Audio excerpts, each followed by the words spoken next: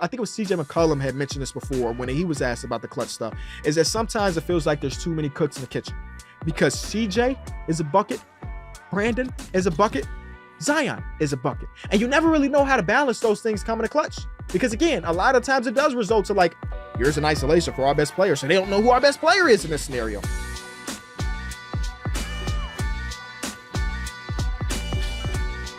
Welcome back to the Kenny Beecham podcast. On today's episode, we're going to talk about the NBA standings, the race for seedings, because as of right now, there's only like 3 different spots out of the 20 that I could comfortably say is locked up right now. And that is insane when you think about the fact that most teams only have 10 games left. Later in the episode, we're going to do my favorite segment, hashtag AskKB, and we're going to end the show with a new segment we're calling Worried or Not. I asked the guys, give me 4 to 5 things happening across the association, and I will tell you if I am worried or not about said thing.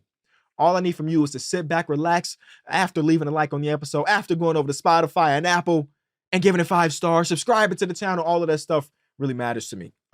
With 10 games left just of the season, we are basically coming to the finish line of the first regular season of us doing the show, which it's been amazing. I'm starting to do some reflection because at the end of the day, I want to have fun and I want to put together a very great show for the consumer out there, the viewer out there. So I'm trying to figure out what can I do postseason and in the off season that will elevate our show. And actually, I want to open it up to the audience, right? If you've been somebody that's been watching for, even if this is your first episode, last episode is your first episode, or you've been here from the very beginning, I'm really open to pretty much anything. Because at the end of the day, I talk about wanting that number 1 spot. JJ and Braun just dropped their newest episode and it had 700,000 views in 10 hours. So the number 1 spot, I got years to work that way, but I always try to be, I don't know the word I'm looking for. This is our first year. Like this show is not even 1 year old just yet. So I want to be very patient on not just the growth, but the evolution of the show. You know what I'm saying? But I can always use some help from y'all, some suggestions of what we can do for year number 2 or year number 3 and so on and so forth to help us get to that number 1 spot, get the content going. Are we ready? Let's get into the episode.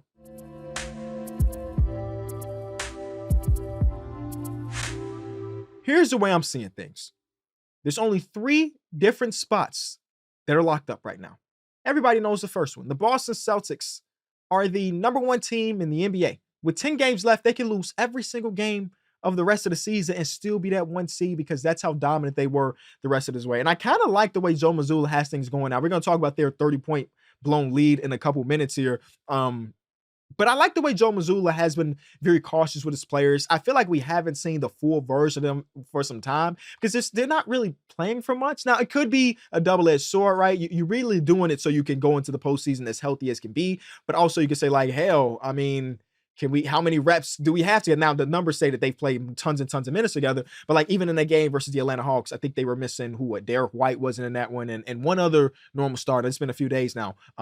But I think Joe Mazzulla has done a damn good job with being able to rest these guys and for the most part still dominate the association. Again, just getting rid of that one night where they blew a 30-point lead, not just to a team, but to the Atlanta Hawks who ain't been looking amazing. So that spot is completely locked up. And I've said this before, but I'll continue to sing my praises of this playing stuff because with 10 games left, right? I'm looking at today's set of games, and for reference, ladies and gentlemen, I'm filming this episode right at tip-off of the 6 o'clock games.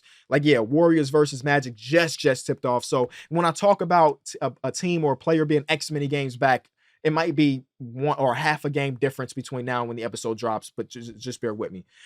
Tonight, this is why I love the play-in. The Trailblazers versus Hawks is a game that I would normally pay 0, and I mean 0 attention to. 0.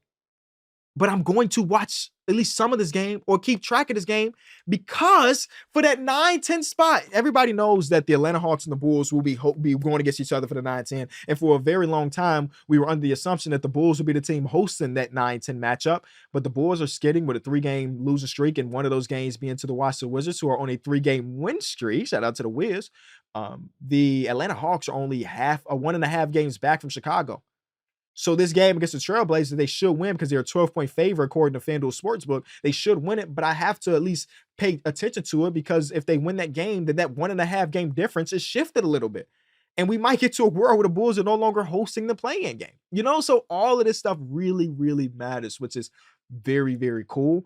Also, I've been seeing a lot of conversations. It's a little tangent, but whatever. It's my show. A lot of people talking about March Madness for the NBA, which is damn, it's good, man. It's so good. Obviously, March Madness is going on in the NCAA, but March is a place where a lot of people they kind of tune out of the association because a lot of things happen in March that are kind of fluke, right? A team start to basically skid their way to the finish line, basically loosen up that rope a little bit. Like again, we just saw the Boston Celtics lose by 30. That game doesn't matter to them in the grand scheme of things, or lose a 30-point lead. That game doesn't matter to them. But I kind of like March, man. It's some cool stuff happening. Like Wizards fans have a 3-game win streak they could talk about. You know, they didn't have that. Or, well, this is probably, maybe I'm not doing a great thing for my argument because he had 3-game win streak for the Wizards. It's not real. It's not like you taking that 3-game win streak and then going to next regular season say, oh, the Wizards are now about to be the 8th seed. Like that's probably unlikely. But we see a lot of players in March pick up their play. DeAndre Ayton. And you have to be very cautious with believing the hype on certain things in March for sure. But I do believe there are a lot of like nuggets across the association when players are playing better in March that you can take and really attach yourself to. For example, a guy like Kobe White. Last March, Kobe White was phenomenal. And it could have been, hell, it's March. The Bulls aren't very good. They're a play-in team. They're going against teams that have already decided that they're going to be losing as many games as possible. But now we saw him transition that game a little bit over to now where he's like second or third in most improved player.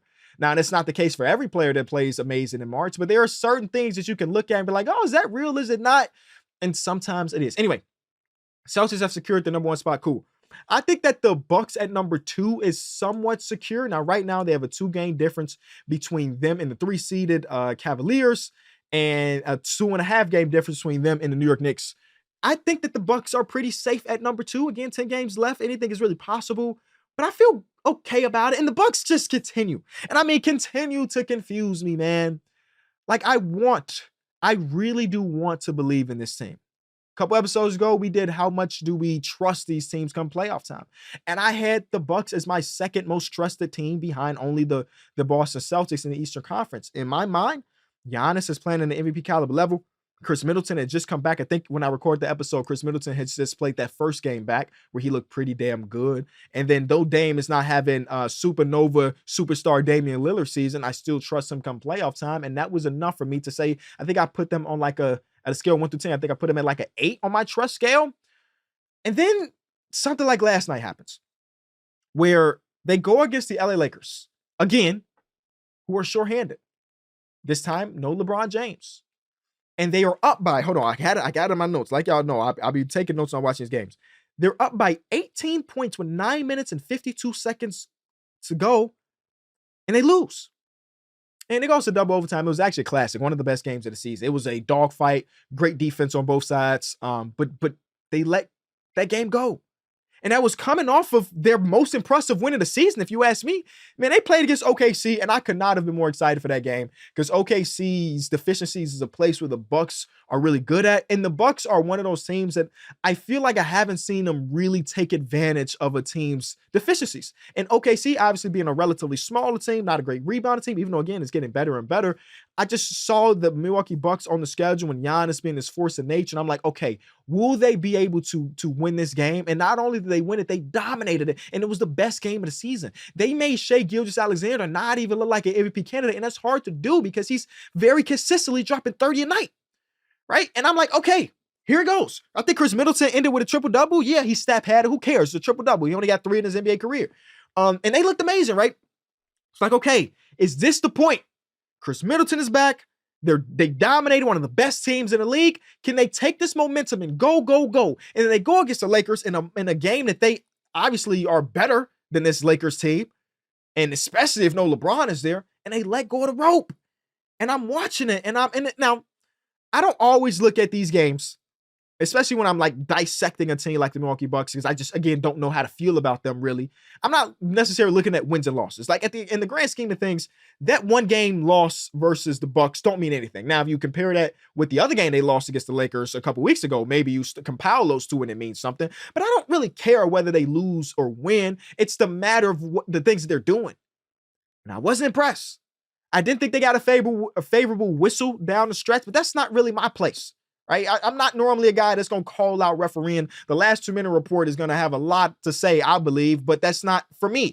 They got the last 2-minute report, and I think they cover both overtimes too. So they will tell you what was a foul and what wasn't a foul.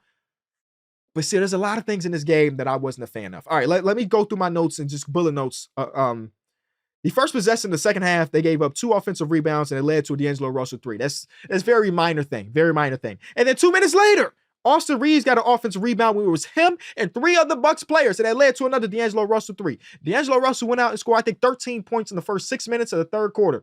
And then I was like, okay, here come the LA Lakers. And then the Milwaukee Bucks went on their own run. And again, it ballooned back up to 18. And in those last 9 minutes, I did not see basically the offense that was at least decent for the first 3.5 quarters. I love that under Doc Rivers, we're seeing more and more of Damian Lillard high pick and roll with Giannis.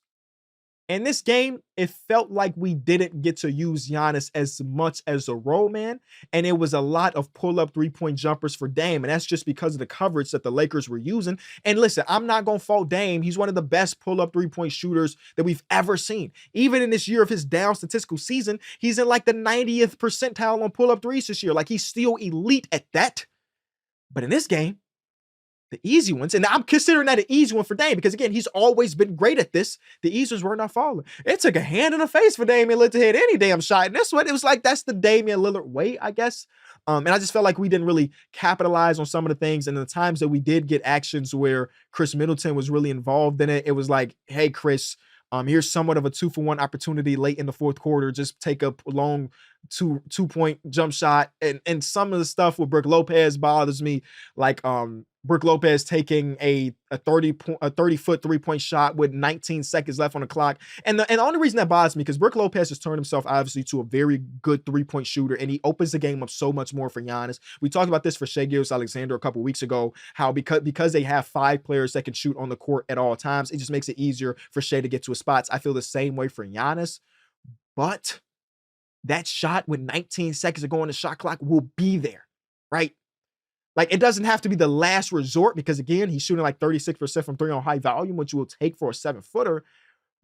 But I would just want to see something maybe a little bit easier. That's all. That's all. And then, yeah, it became a gruesome game towards the end where in that second overtime, when nobody scored for like 3 minutes out of the 5, it was bad. But either way, the Bucks, I think, again, with that 2-game difference between them and the Cavs, I think they're relatively safe. Now, the Cavs will have Donovan Mitchell back. Donovan Mitchell hadn't looked amazing since the All-Star break, so hopefully that nasal fracture is not a problem. Or was it a hamstring? I forget exactly what it was. A bone bruise.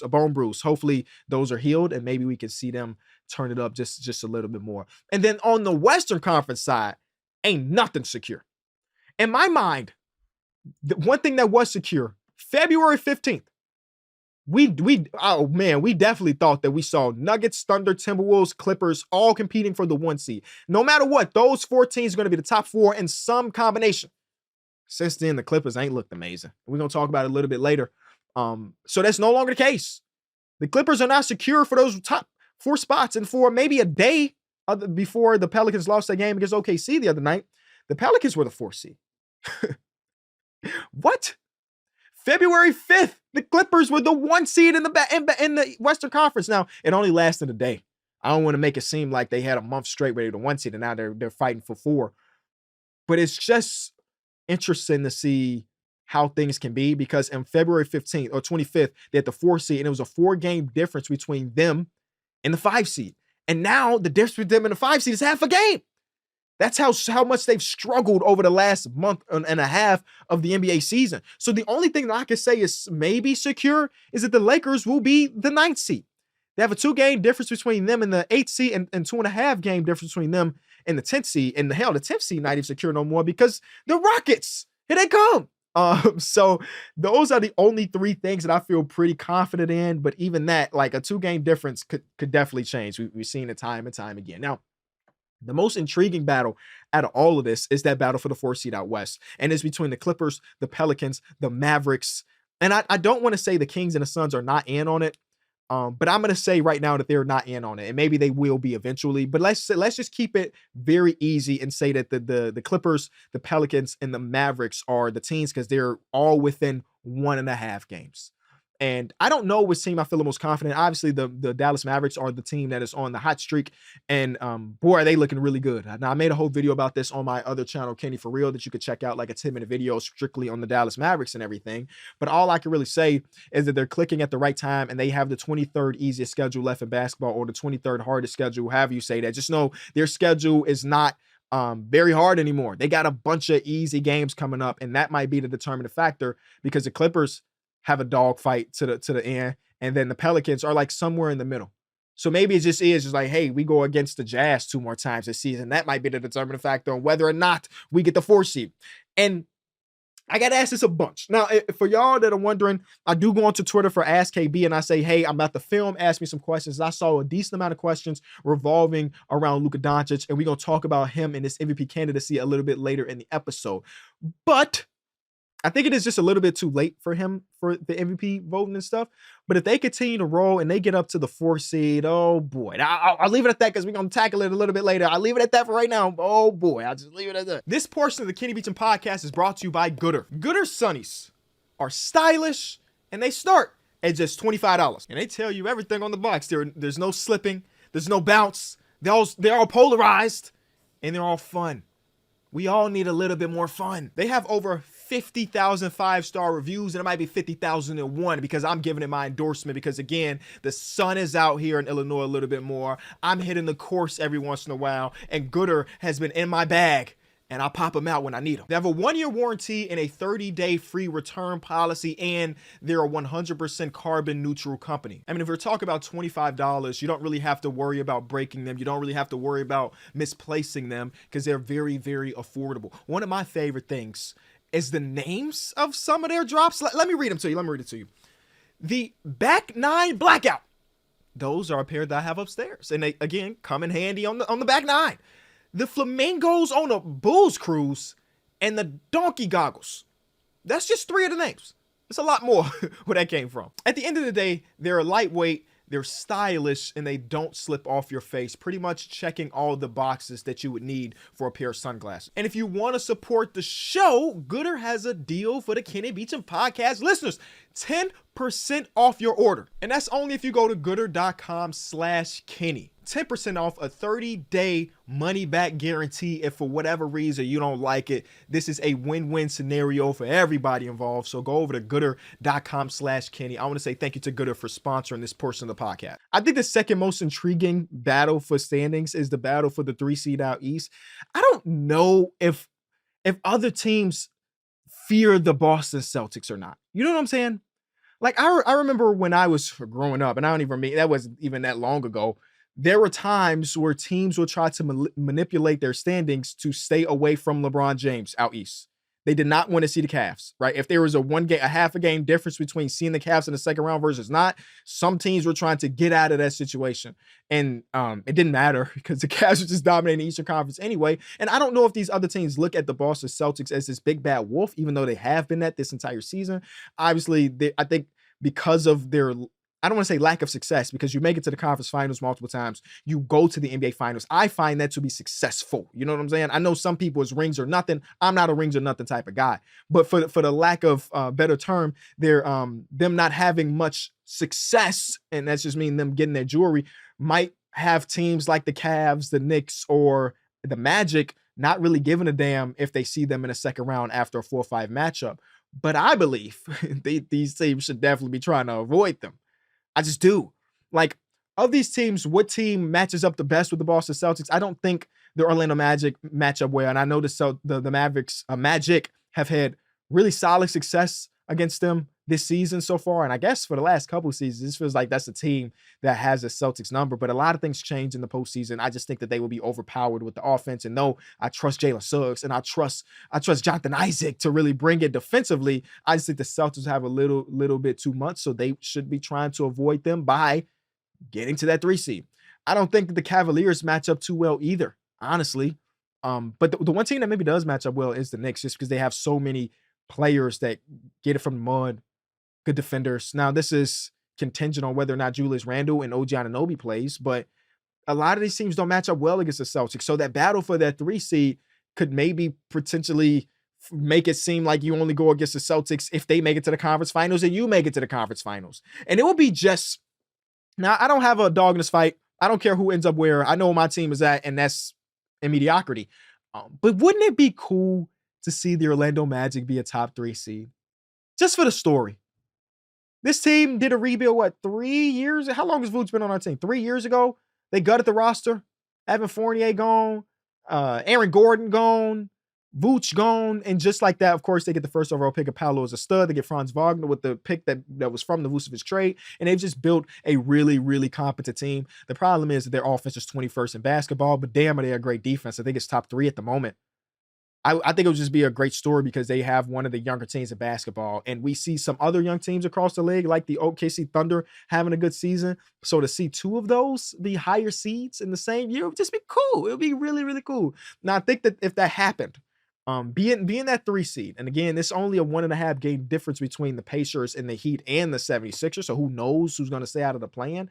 I think that being that 3 seed could potentially save a lot of teams if that means that the Pacers are going to stick at that 6. Again, we don't know that for sure because I think some of these teams match up very well versus the Pacers, and nobody wants to see the Miami Heat in the playoff series.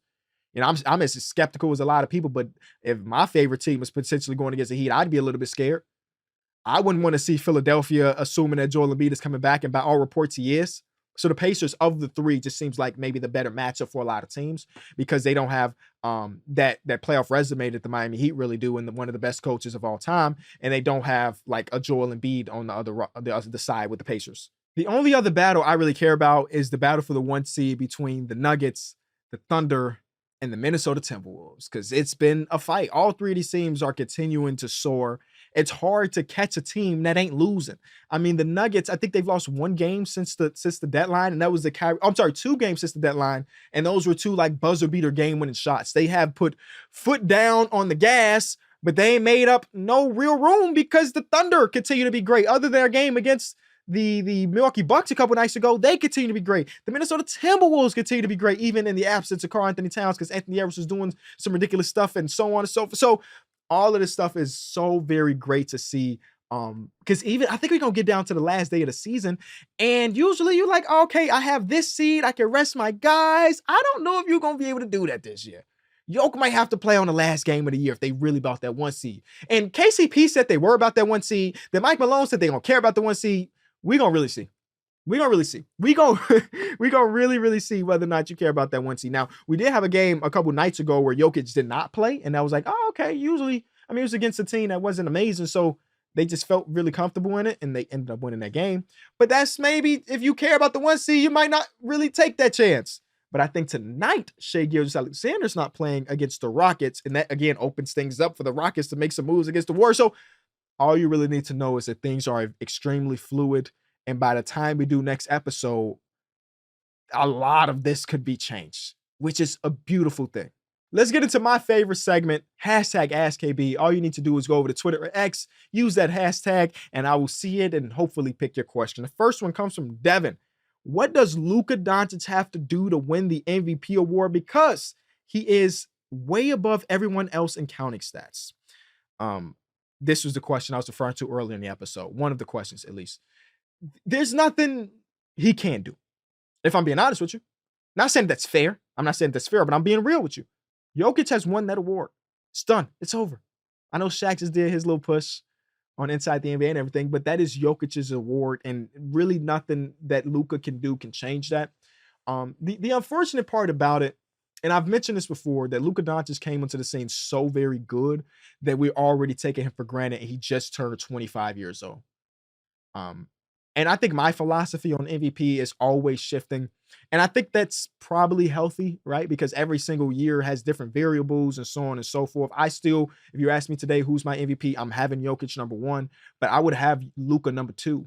And I think a lot of people, when they look at Luka Doncic and they try to figure out why is he not their number 1, they are going to go to team record and stuff. But as I just mentioned, 9-1 in their last 10-1 in their last 11, and one of the easiest schedules left. There's a real world where they end up as the 4 seed.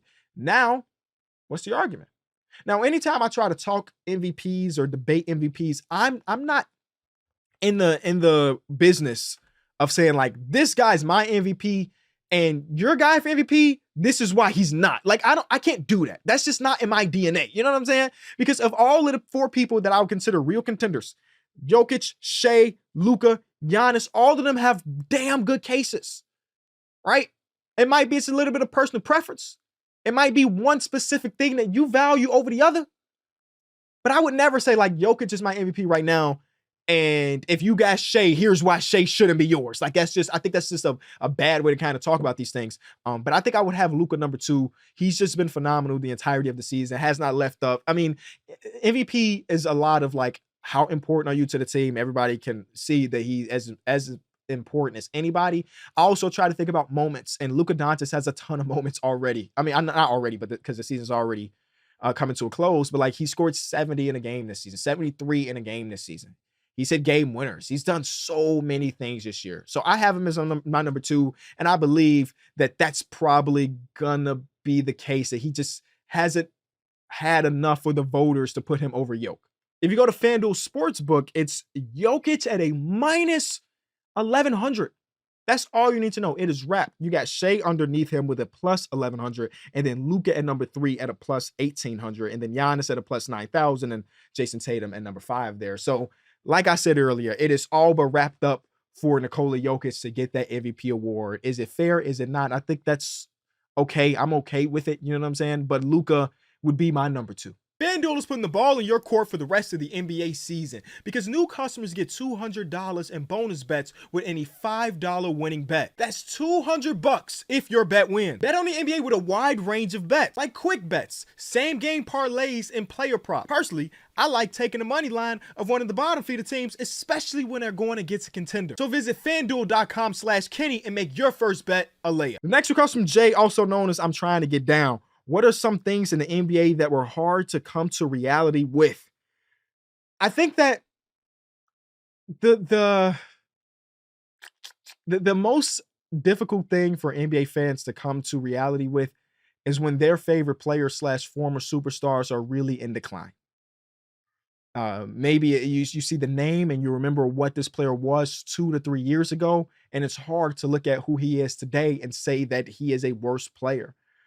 I think that this happened a lot with Russell Westbrook a few years back, and I think Russell Westbrook fans are very comfortable where he is as a player and kind of accept who he is as a player.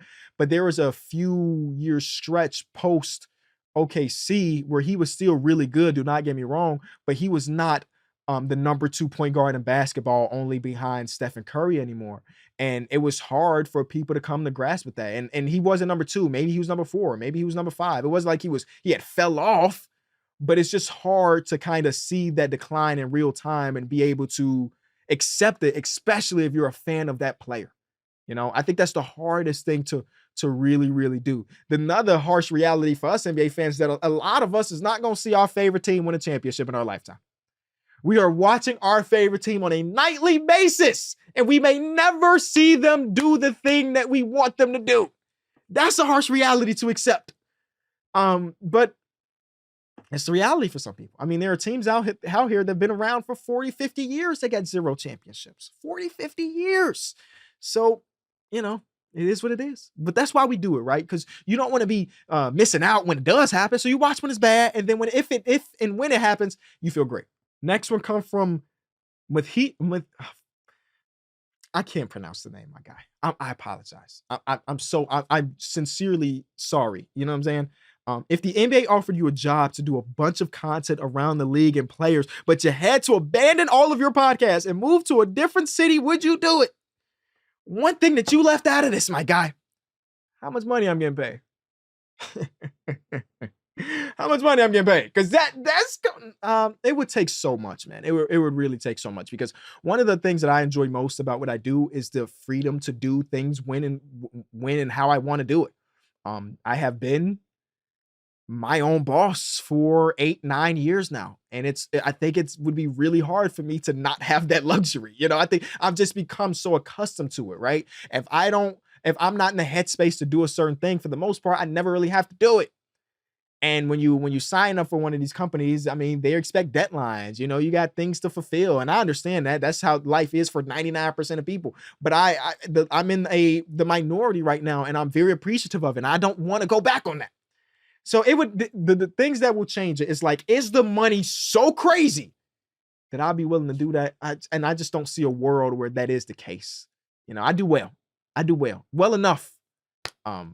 So nah. I love this too much. The last one comes from C4 Hates. What do you think is the most important skill for youth basketball players to develop? It's not even really a skill. It's just learn the goddamn game. I cannot tell you how many times I've been to an AAU tournament or whatever, and I'm watching the kids play and they just don't know the game. And when I say kids, I don't mean 6-year-olds, okay? I'm not, you know what I'm saying? They are looking for an isolation. They can't read the defense. They don't know where they should be. Should I help here or should I not? It's just, that matters to me more than like anything actually physically in basketball. Now, again, you trying to get to the high levels, you got to have both. But I think that the physicality and the actual talent part goes a lot higher than the IQ part. And we kind of see that people come into the league with a bunch of talent, coming to a league with crazy athleticism, maybe haven't put together the cognitive side of the game. But if I was at a point where my daughter or future son was like, hey, I want to play basketball, not just play basketball, I want to be great at basketball, we are going to be studying the game, not just playing the game. I need you to know exactly where you should be at almost every single time. If this happens, this is how you counter, and that type of stuff. And sometimes that's learned through repetition, right? And sometimes it's learned through just sitting down and learning the game. Different terminologies these kids don't know. But you could dribble and you can shoot from 36 feet out. That's all that matter. No, it shouldn't be all that matter, man. I mean, there's so many people that have created real NBA jobs by just doing the right thing and caring about winning. That's part of the philosophy part that we're going to be teaching. Caring about winning above all. You shoot 0 for 12, but you make a winning play. You should be able to flex. Now, I know that might be taboo because, brother, you're 0 for 12. What are you doing? But if you make a winning play, I don't care if you're 0 for 12. Those are the type of stuff we be teaching at Kenny Beecham School of Hoops. At one point in my life, I wanted to be a coach. And I realized how much time and effort it really takes. And I realized that I don't know as much as I think I know. Not enough to coach. So I passed. This portion of the podcast is brought to you by Factor. Head over to factormeals.com/enjoy50 so you can get 50% off your boxes with Factor. Eating healthy is easy with Factor's ready-to-go delicious meals. They're fresh, never frozen, dietitian approved, chef curated meals that can be ready in just 2 minutes. Every week they have over 35 different options for you, from calorie smart to keto to vegan to veggie. There are so many different options. They also have snacks, smoothies, and a lot of other stuff. Here in this household, we're always on the go. So to have a good meal ready in just 2 minutes is extremely, extremely clutch. You ain't got to do the math because we've done it for you. Getting Factor meals is so much less expensive than getting takeout. And they're just gonna be better for you because they have the dietitians on standby to approve the meals. All you need to do is go to factormeals.com/enjoy50 and use code enjoy50 at checkout so you can get half price on your Factor meals. Again, that is factormeals.com/enjoy50 and enjoy50 at checkout. Shout out to Factor for sponsoring this episode. Before we get out of here, we're gonna do this new segment called Worried or Not. I have not seen these things, so I'm opening them right now. Here are the things that I was sent. The first one, am I worried or not about this? Okay, I knew this was on the list because this was the example I sent them to start. Okay, am I worried or not about the Celtics blowing a 30-point lead to the Atlanta Hawks? I am not worried. I am not worried. Things happen, but it was bad. But it was like a cool bad. The Hawks bench in this game, by the way, it was Bruno Fernando, Wesley Matthews, Garrison Matthews, Dylan Windler, and Trent Force. Hello? The best thing about that game is that DeAndre Hunter took like a Bargnani type shot where he did not need to take the shot. They're up by, I think, 1 point at that time. They could just hold the ball, get fouled, hit some free throws. He said, no, I'm going to jack up a 3. And it went in, and Atlanta went wild. So I ain't worried about it at all, really. Things be happening, and 30 is still crazy. Like 30 is crazy. Don't get me wrong. I'm not saying it's like a 0 on the 1 through 10 meter, but I'm not doing a think piece about the Celtics blowing this game. So I'll move on to the next one, which is the Pelicans clutch stats. Am I worried or not about the Pelicans clutch stats? Right now, if I remember correctly, last time I checked it was actually last night because they were bad in the clutch again against OKC, and I think that's why they're here. They were like third worst not fourth quarter, clutch offense, only behind like the Portland Trailblazers and the Washington Wizards. They have a net rating of like a -16 in the clutch, which is really, really, I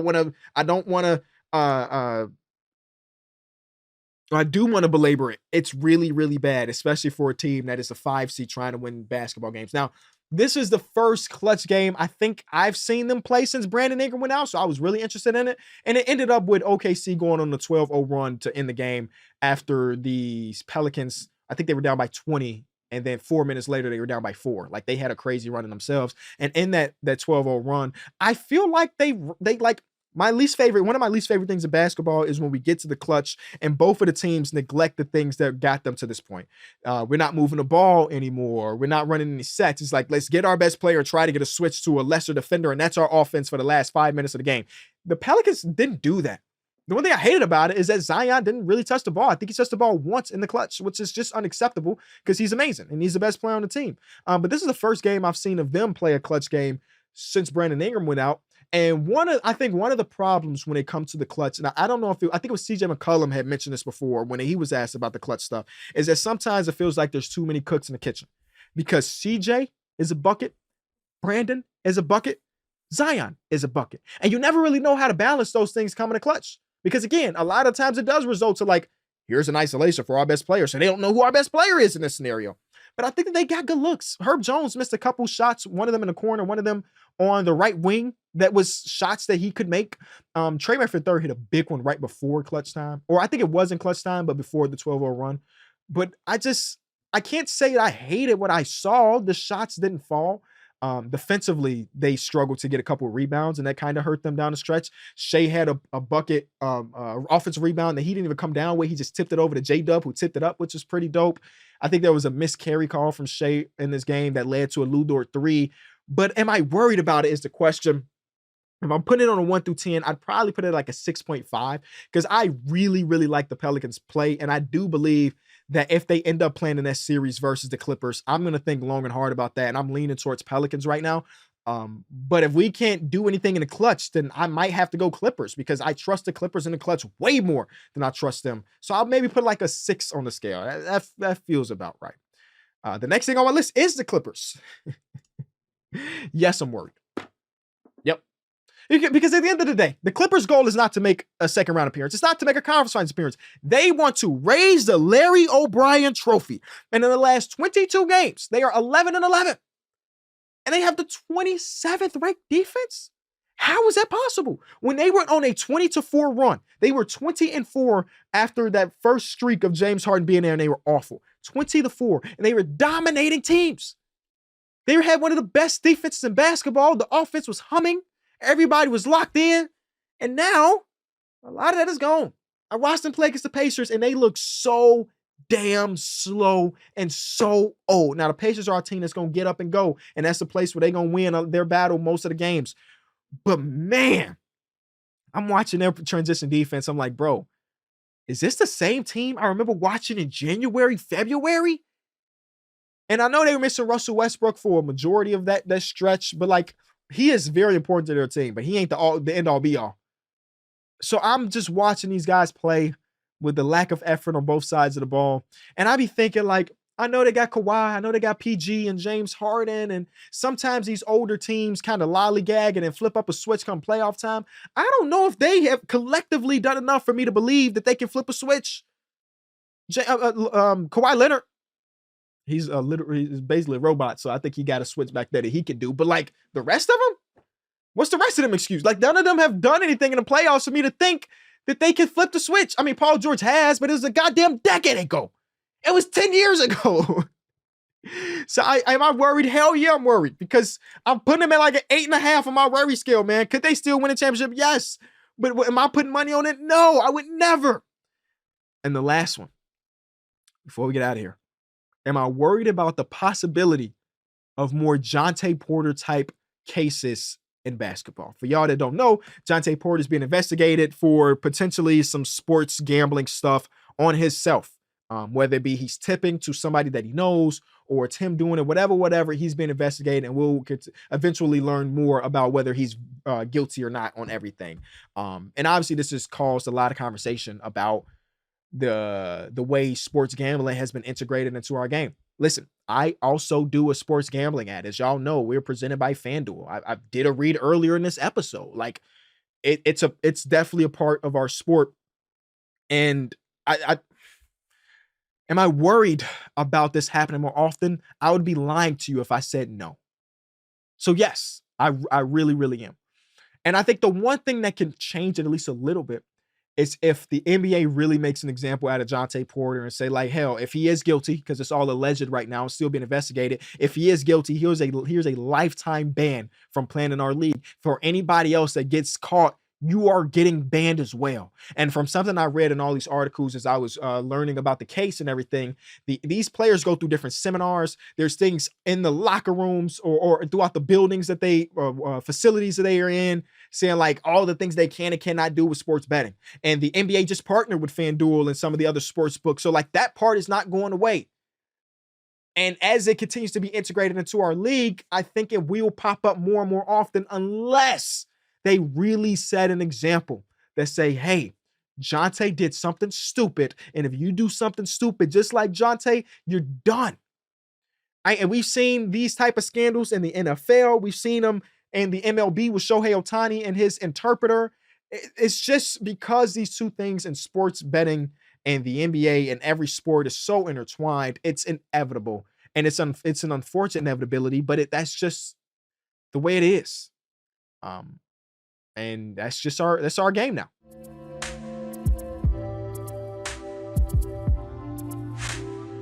I appreciate y'all watching or listening to this episode. If you did enjoy it, leave it 5 stars, leave it a like, and I'll be back in a couple days.